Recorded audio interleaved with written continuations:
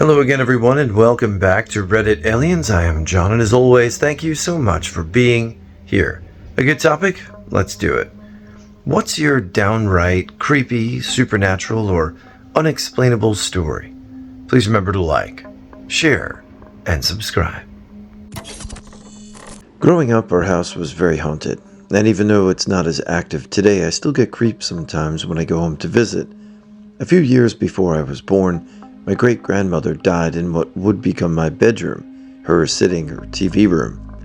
And my parents and I both remember walking into that room and very clearly smelling rose-scented perfume, like somebody had dumped a bottle of it on the carpet. According to my parents, it was the same kind she wore almost daily up until she died. I've seen apparitions in that house as a child and teenager. My grandfather, mom's side, died when my mom was 3, 1950s. So I've never met the man, but I remember being in the kitchen one day and seeing a man in a brown suit with a skinny black tie stand in the entryway and look at me, then vanish. I recognized him immediately from family photos. It was my grandfather.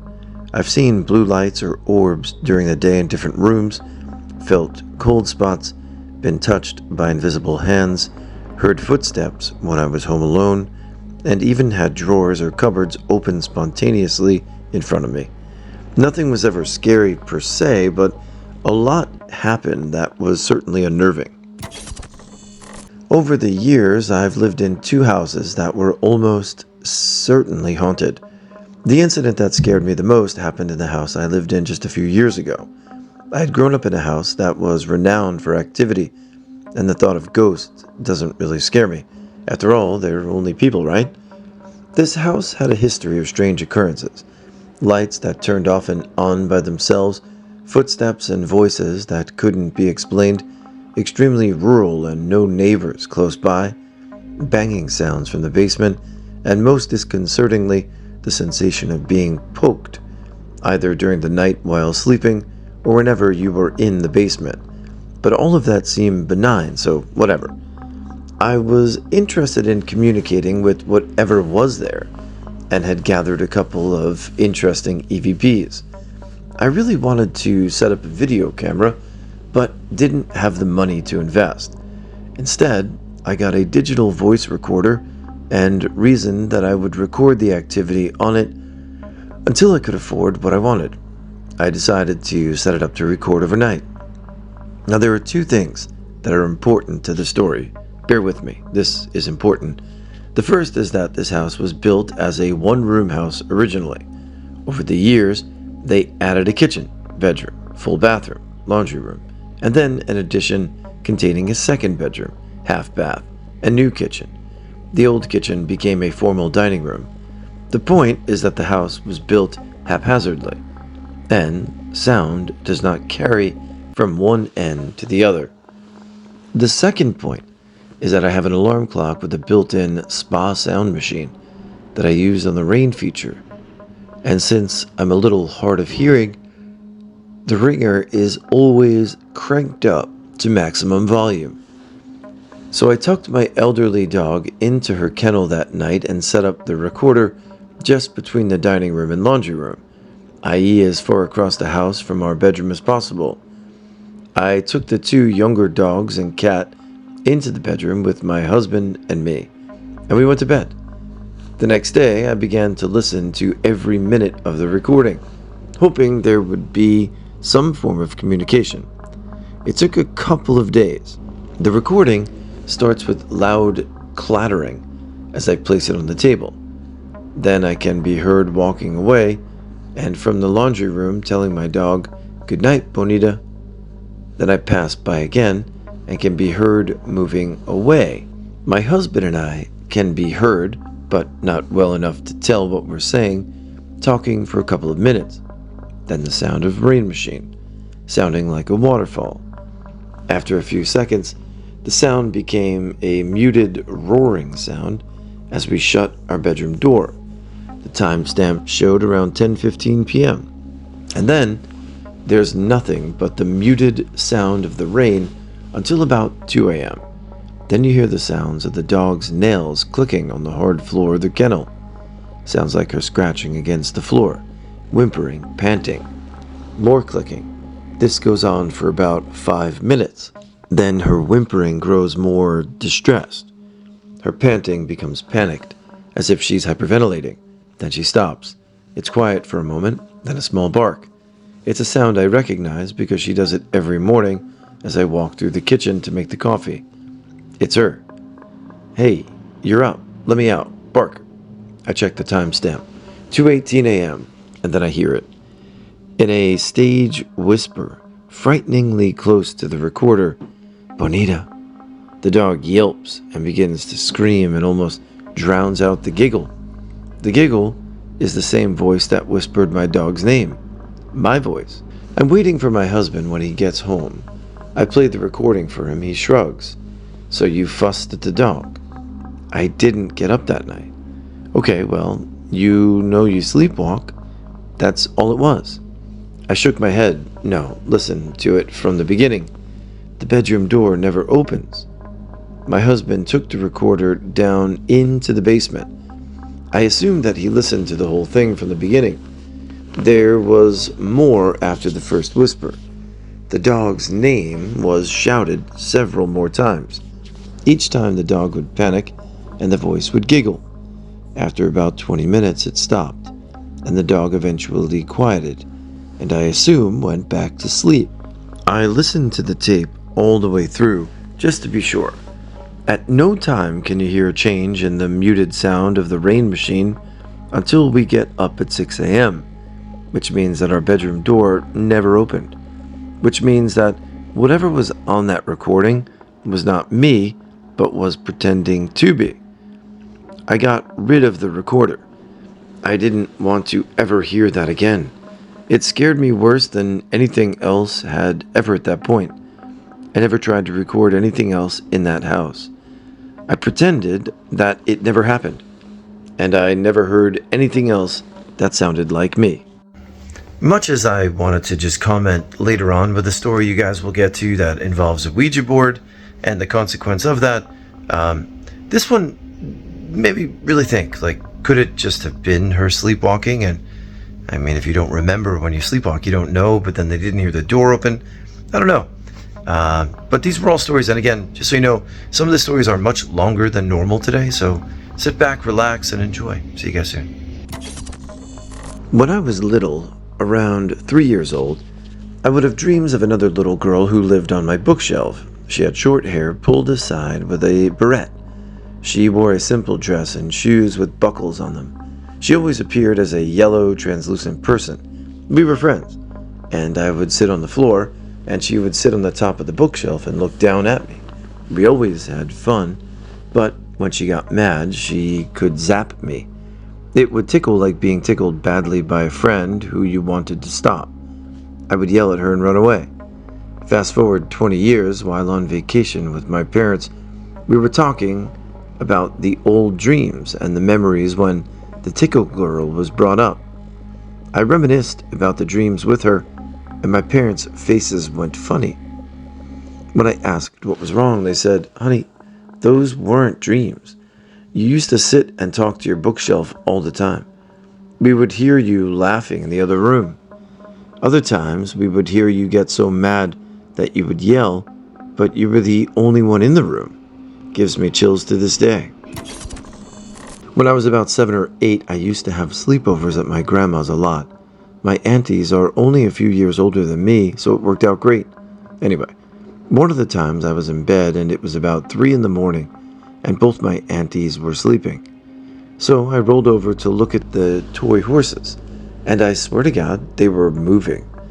I could see them, black silhouettes galloping across the desk. So, doing the logical thing, I went back to sleep, ignoring it, thinking it was my imagination. Then about a year ago, my aunt described the exact same thing happening to her. Turns out, many people have had weird experiences with this horse. Examples include an ex of my uncle seeing a strange man in the corner of that room, and at the bottom of the stairs, TVs randomly turning on and off, things being moved, the wardrobe door getting randomly stuck, to a point where a full-grown man couldn't open it, and then swinging open for no reason, new bulbs randomly bursting, that is likely an electrical issue, and shadows in the room when curtains are closed and no one is making them. Also, random banging and footsteps are common noises in the house, even if no one is upstairs. Not next door, as she is a frail old woman who can barely get up the stairs, and the footsteps are like heavy men's footsteps. My dad, and by extension our family, were tormented by a ghost, demon, whatever you want to call it. First, a little backstory. I was young at the time and remember very little of the actual supernatural stuff, but my dad has recounted the events of it to me before.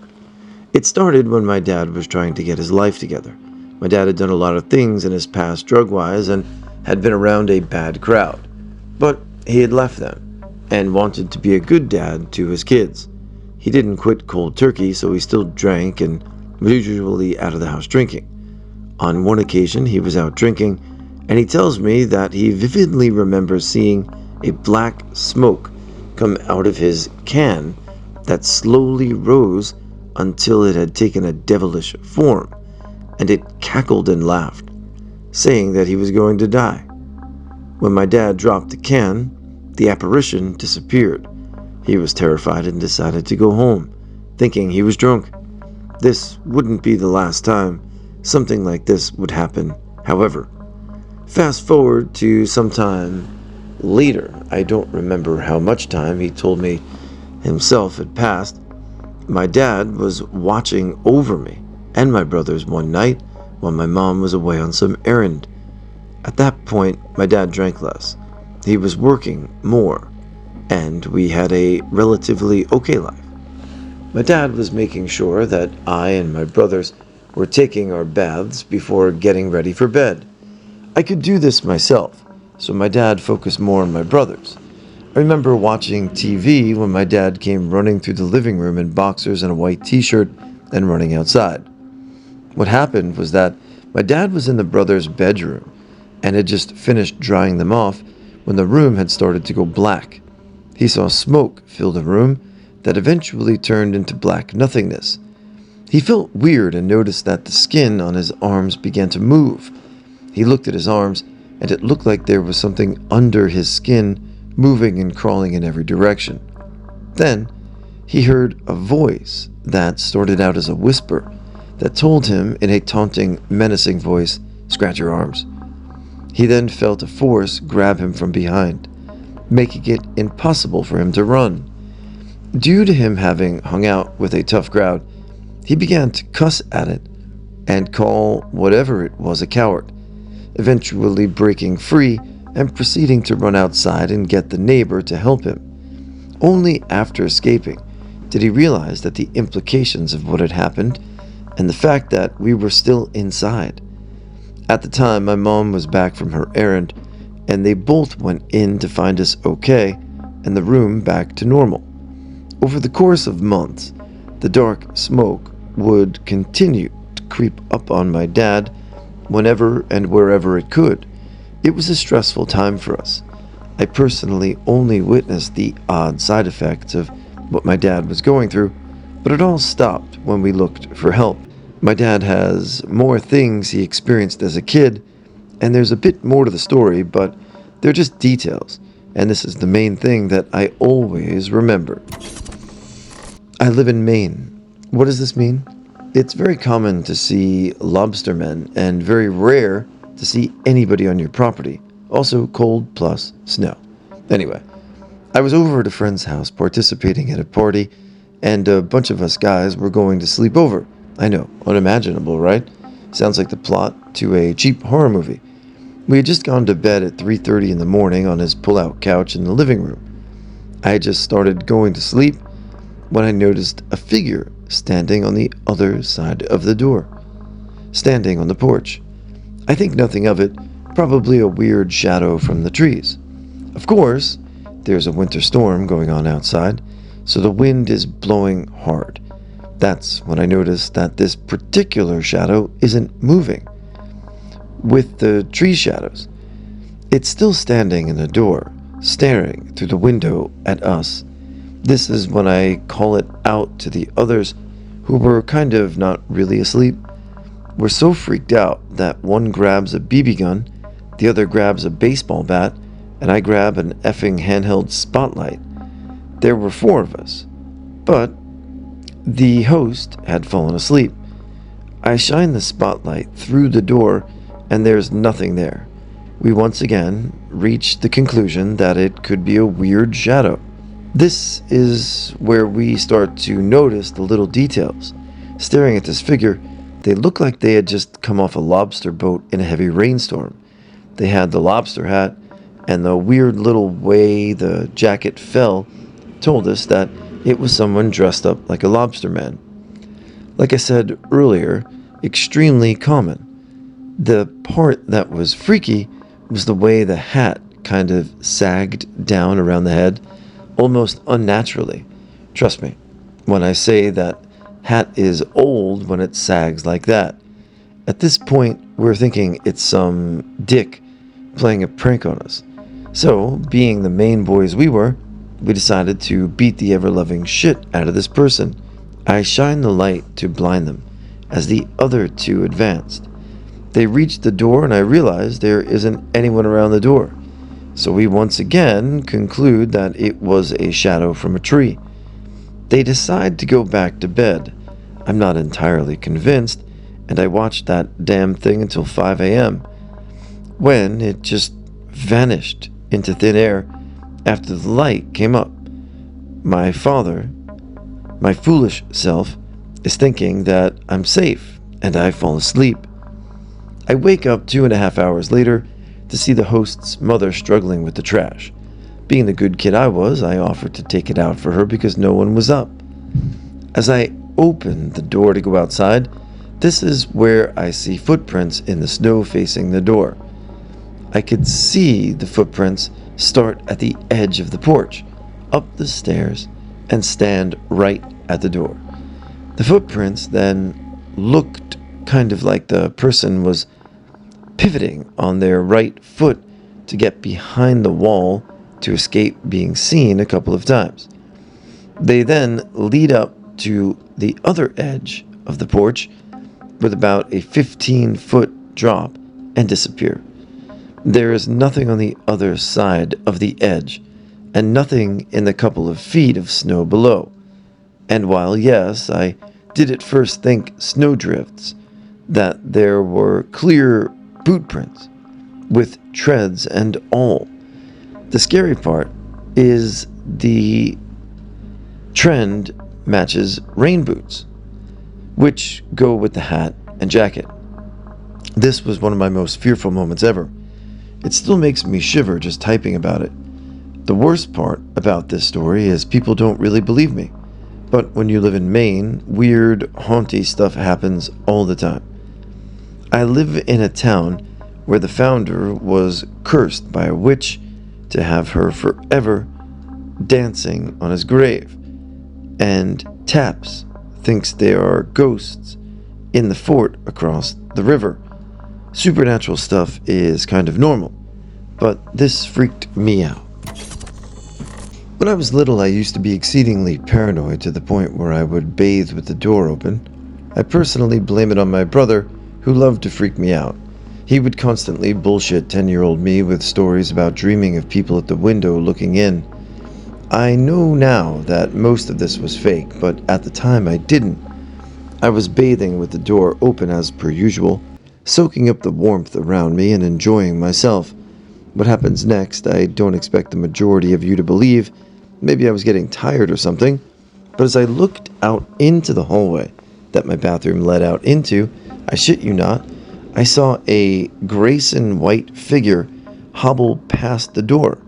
Naturally, I started crying, and when my parents called out to see what was wrong, I told them what had happened, and that I wasn't leaving until one of them got me.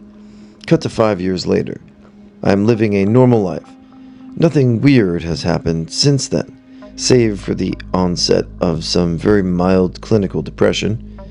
I'm staying at my friend's summer home in Palm Springs for a night. I doze off surprisingly quickly for sleeping on a futon, and that's when I have that dream. I wake up in my own bed at home, except everything is off. The only way I can describe it is as the dark blue light filling the room, having its own viscosity. It's like it was coating the room as opposed to filling it.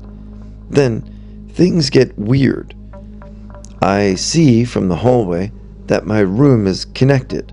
A grayish figure hobbles into my room. Lanky or gangly doesn't even begin to describe this thing. It looked like someone with the build of a basketball player had been starved to death, brought back and starved again. I couldn't see its face from where I was, and frankly I didn't want to. It waddled its way over to my bookshelf opposite of where I was facing and just sort of crawled up it and clung there. It looked down at me and asked me with a voice that sounded more like it was coming from across a street than across a room, "What are you doing?" The voice was concerned. And at the time, I didn't think about responding. I'm used to just viewing my dreams as opposed to taking part in them. For some reason, I didn't feel scared, and it proceeded to tell me its job was to watch me. I opened my eyes and saw it was about 4 a.m. I was relieved to be back in my friend's bed and clung to the pillow because it was nice to feel something soft in my arms after that. Only now have I connected the possibility that the thing was the same as the one I saw when I was little. It doesn't end there. I'm not a very superstitious person, so I'm sure you all can understand how confused and worried I was by this. I had a chat with one of my friends who was more educated in the occult about it, and they couldn't give me an answer, but did offer to perform a banishment ritual, which I politely refused. A few days before later, I was drifting off to sleep when I heard what I can only describe as either trilling or really weird laughter. Think turkey noises. I immediately recognized the far-off voice, but again did nothing. I felt myself being grabbed by the upper arm and lifted up, but being dropped onto my bed. I then felt it happen again, but this time I was dropped onto the floor. I assumed I was dreaming and went back to sleep. I woke up the next morning, next to my bed, on the hardwood.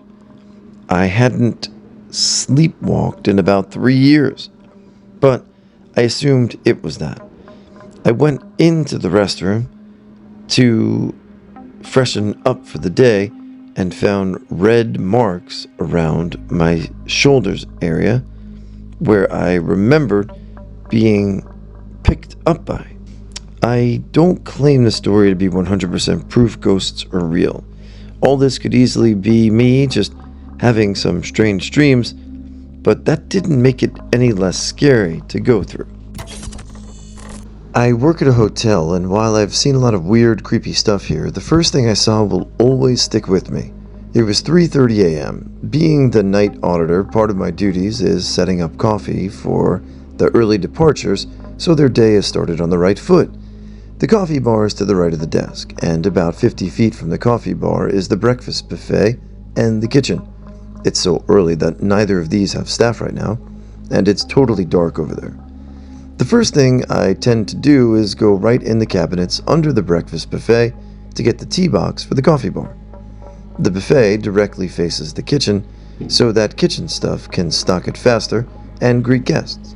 So there I am, checking these cabinets when I notice something out of the corner of my eye. I look up into the kitchen, and I stop in my tracks. There's someone back there in the dark watching me. He's got to be 6.5 feet tall, wearing a heavy olive coat. His torso is dimly lit in the doorway of the employee hallway. He's staring at me, and I'm staring at him. And then he lifted both his legs at the knees and floated out the door. It didn't click that I could be looking at a ghost.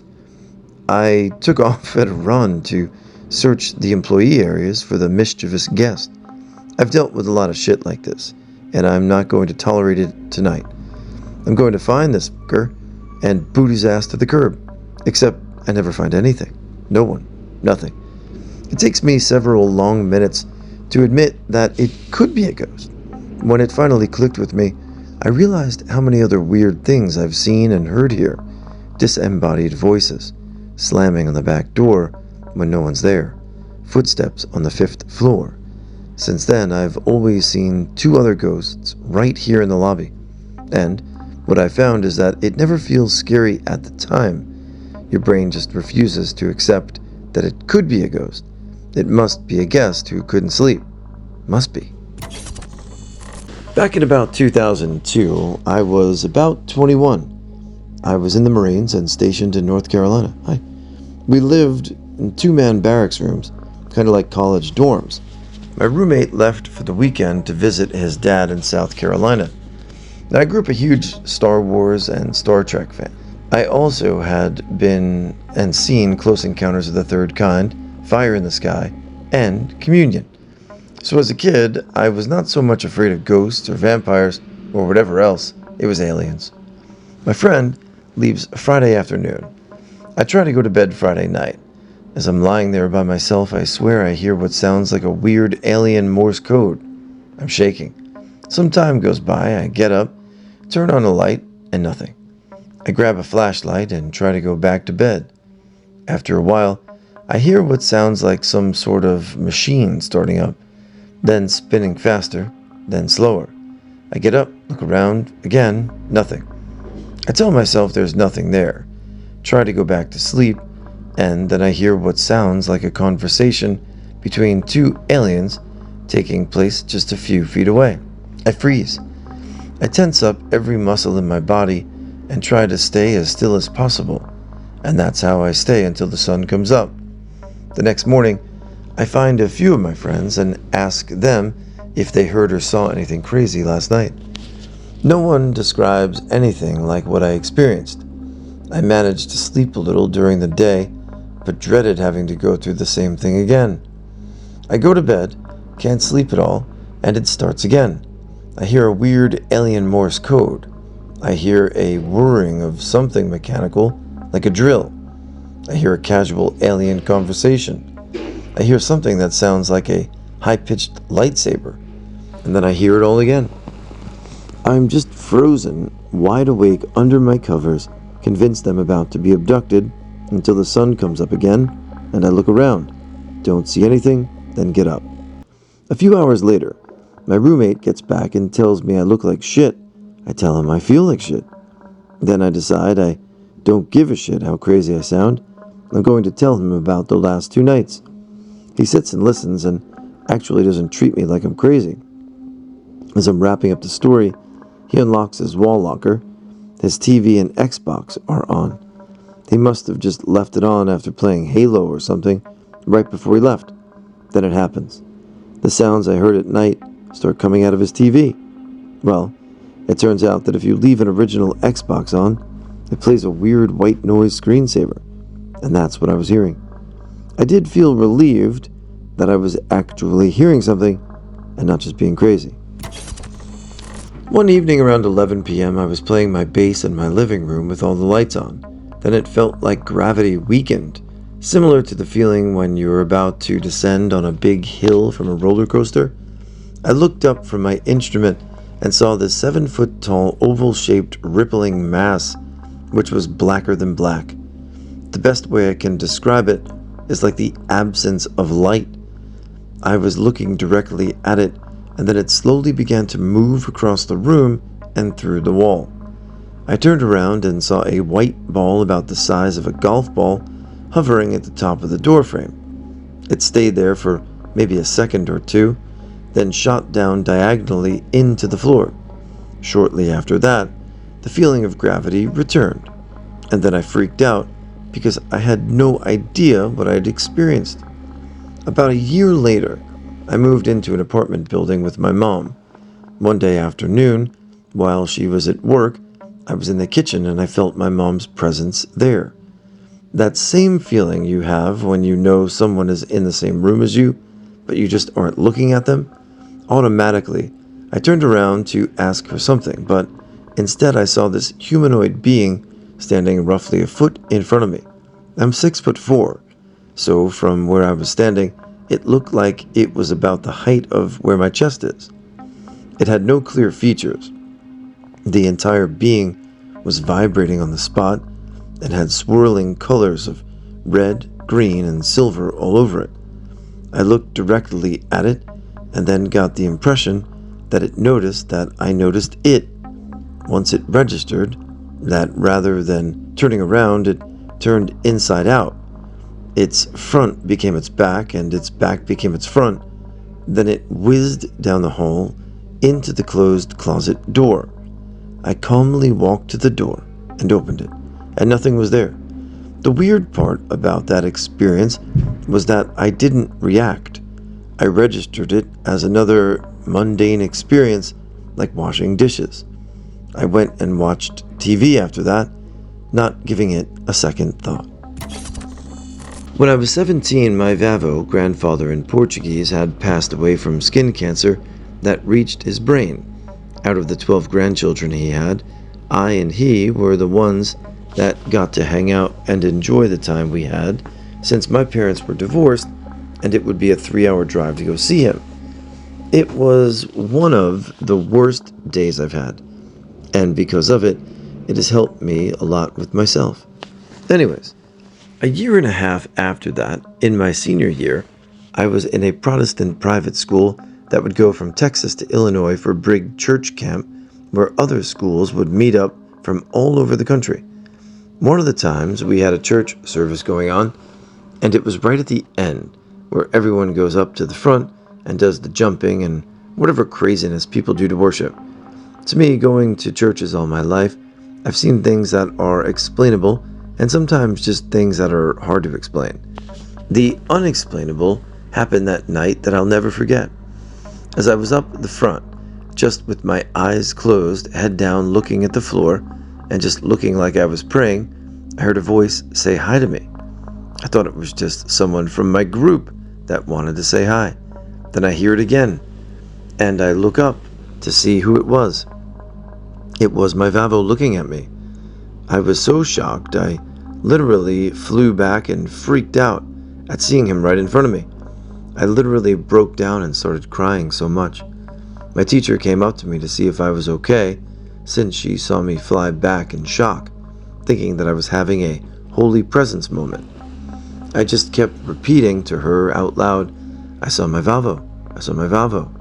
To me, I think it was one of those moments where God gave him the chance to come down and see his oldest grandchild one more time.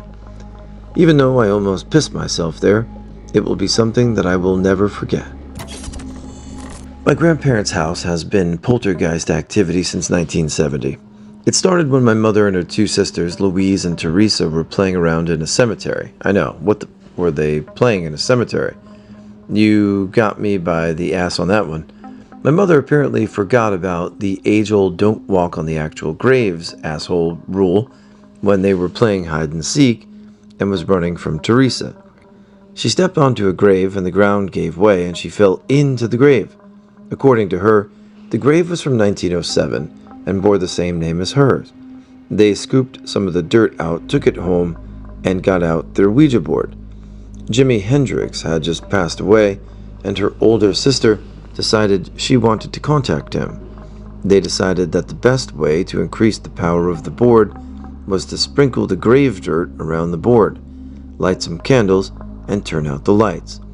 Jimi Hendrix did not answer them, obviously, but a woman named Amy did, and she apparently thoughtfully chastised them for being naughty girls. The planchette immediately after moved to goodbye. According to all 3 women, the room was silent until the wind picked up outside and blew around the outside of the house in such a way that it sounded like a shrieking woman and a moaning man all at the same time. There was no wind in the room, yet the candle flames instantly went out, and the lamp on the bedside table switched on by itself. All 3 girls ran screaming out of the room and hid in their father's bedroom. between the wall and the bed.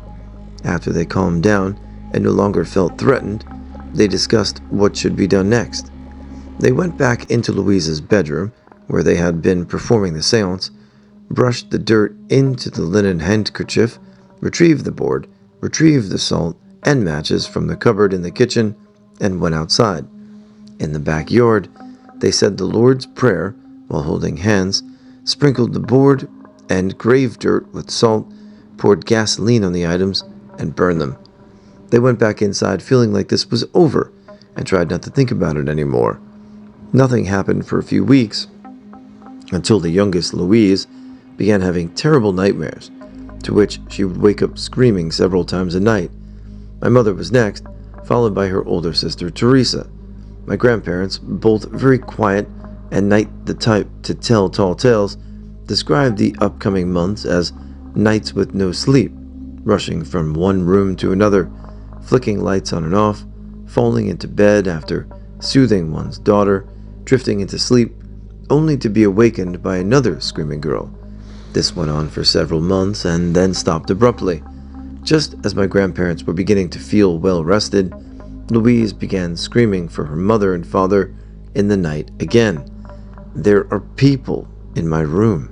According to Louise, she would wake up because she would hear people talking, and when she would open her eyes, the bedroom lights would be on, and there would be a man and woman standing in the corner of her bedroom, sipping cocktails and having discussions about the weather. My grandmother started sleeping in bed with her now 16-year-old daughter. For the first few days, nothing happened.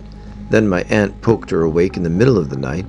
Grandma opened her eyes and looked around the room, seeing nothing and hearing no noises, and when she began to ask Louise why she woke her up, Louise grabbed a fistful of her nightgown and said, "Shh," and then the lamp on the bedside table turned itself on. My grandmother jumped out of bed, grabbed Louise by the arm, and dragged her into my grandpa's bedroom. She woke him up, told him what happened, and they both slept in bed for the next several weeks until Teresa, now 18 and going off to college, moved out, at which time they moved Louise into Teresa's old bedroom. There were more things that happened over the years, but it slowly tapered off into an every once in a while thing. And once they moved Louise into another bedroom, now 47 years later, that bedroom is like a time capsule. My grandmother used it to clean it weekly, but they never moved anything out of it except Louise's clothing.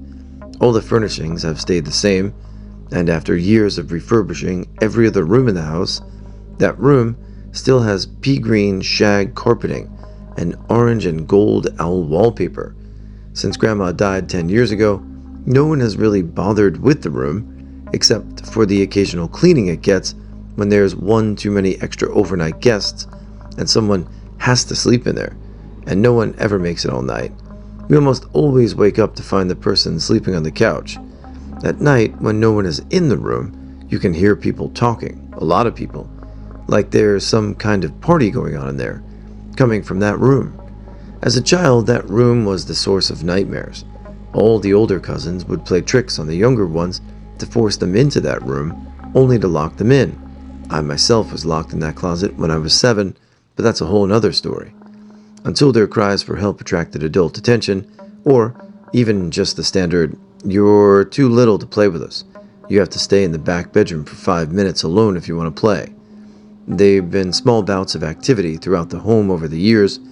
This post is getting really long, so I'll cut myself off and not go into any more detail, but it's really just something that everyone is used to, and for the last 35 years, so the room just kind of belongs to them. My older cousin actually locked me in the closet in that room when I was about 5. I say locked, but all she really did was close the door. I didn't remember why I couldn't get out of the closet, but I remember trying to open the door not being able to. I didn't want to yell for help because A, that would make me a chicken, and she wouldn't want to play with me anymore, and B, it would get her in trouble and she wouldn't want to play anymore. So I sat on the floor of the closet with my back to the wall. It was quiet for a moment, and I heard footsteps outside the door, so I thought she was finally going to let me out. But she didn't. According to her and everyone else in the house, she had gone outside to ride her bike. I heard the wire coat hangers start moving back and forth across the rail on their own, scraping back and forth, and then the old doll fell off the top shelf and landed in front of me. It was the kind that had the little sound box inside it, and when it landed on me, I looked into its little plastic face and it said, "Mama?" I started screaming bloody murder and pounding on the door, and my grandfather came to the rescue. I remember hearing him run down the hallway and seeing him sling the door open. It was really traumatic for me, but probably not as traumatic for my cousin.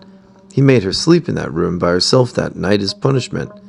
She has pretty much hated my guts ever since.